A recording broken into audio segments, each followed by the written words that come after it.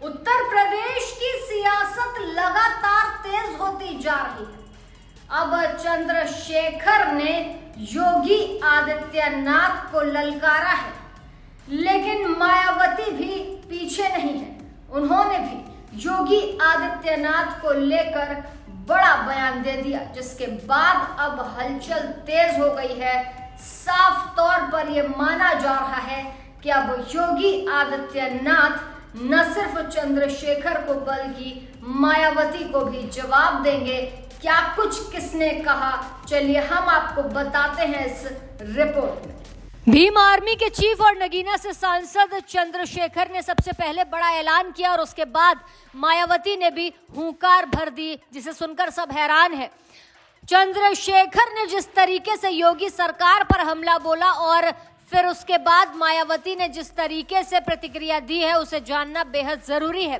सबसे पहले आपको बताते हैं कि 69,000 शिक्षक भर्ती जो उत्तर प्रदेश में हुई थी, उसको लेकर लगातार राजनीति हो रही है। इसके बाद कोर्ट का फैसला आया कि नई लिस्ट तैयार की जाए, जिनका आरक्षण मारा गया है उन्हें आरक्षण दिया जाए, ये कहा गया।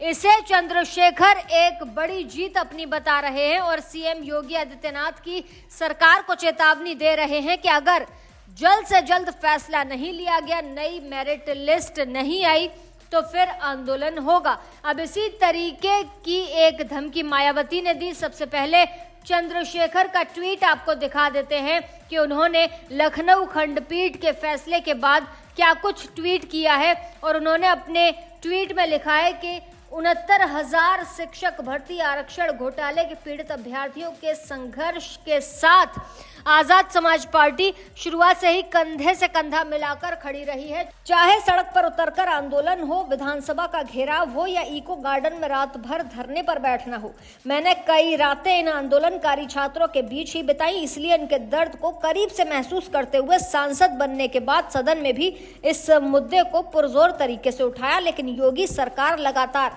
नजरअंदाज करती हुई आ रही है। उन्होंने ये भी लिखा कि अब जब इस आरक्षण घोटाले को उच्च न्यायालय की लखनऊ खंडपीठ की डबल बेंच ने भी मान लिया है, तो योगी सरकार ने डैमेज कंट्रोल के तहत इस मामले में तेजी दिखाते हुए बैठक बुलाई है। उन्होंने योगी आदित्यनाथ पर साफ तौर पर निशाना साधा।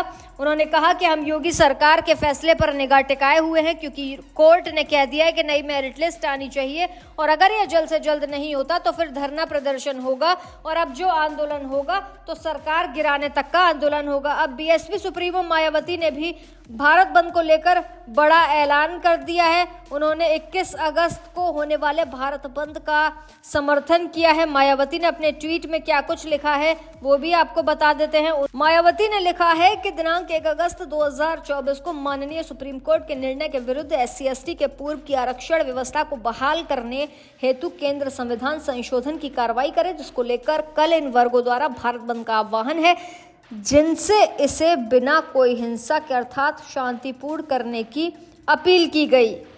भारत बंद को लेकर यह बड़ा ऐलान हुआ। मतलब एक तरफ चंद्रशेखर और दूसरी तरफ मायावती। चंद्रशेखर 69,000 शिक्षक भर्ती और उसमें 68 जो आरक्षण वाला मामला है, जिन सीटों का हक मारा गया है कहा जा रहा है और कोर्ट ने भी कहा है, उसको लेकर योगी सरकार को घेर रहे हैं, तो दूसरी तरफ मायावती मोदी सरकार को घेर रही हैं। अब आपको बता देते हैं कि सुप्रीम कोर्ट ने फैसले में क्या कुछ कहा था।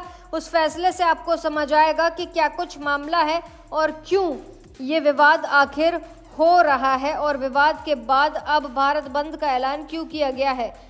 बता दें कि सुप्रीम कोर्ट का जो फैसला था वो ये था कि सभी SC/ST जातियों और जनजातियां एक समान वर्ग नहीं हैं। कुछ जातियां अधिक पिछड़ी हो सकती हैं। उदाहरण के लिए सीवर की सफाई और बुनकर का काम करने वाले ये दोनों जातियां SC में आती हैं, लेकिन इस जाति के लोग बाकियों से अधिक पिछड़े रहते हैं। इन लोगों के उत्थान के लिए राज्य सरकारें SC/ST आरक्षण का वर्गीकरण क्लासिफिकेशन कर अलग से कोटा निर्धारित कर सकती हैं।